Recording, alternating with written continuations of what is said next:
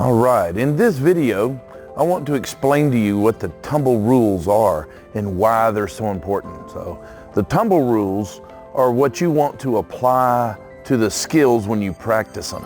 It defines how to do your skills correctly.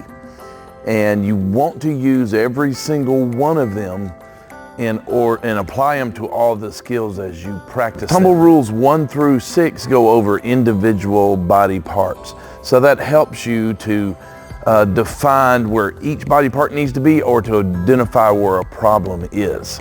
So our rules 7, 8, and 9 are really the core of our tumbling rules and what we're following. So Tumble Rule 7 talks about keeping a straight line through the whole body.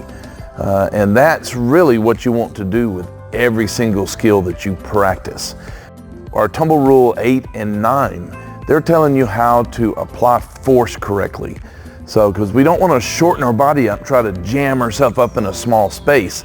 So Tumble Rule 8 talks about using the body length plus arms as your guide to know how much a skill should travel. And if you're jamming it up, but it's usually pretty easy to know when you're jumping out too far because you're diving out and jumping, it just don't work.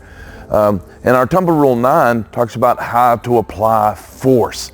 We don't want to throw our hands in the ground. We don't want to throw our body into the ground. When we step, we don't want to be pushing our body the wrong direction. If I'm trying to step forward and I step down and reach down, it's going to push my hips back.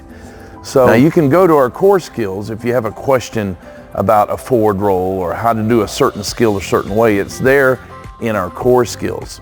Now another way you can approach studying the tumble rules is by taking tumble rule number 1 and applying it to every single skill. Make it a habit that you always have your arms on your ears.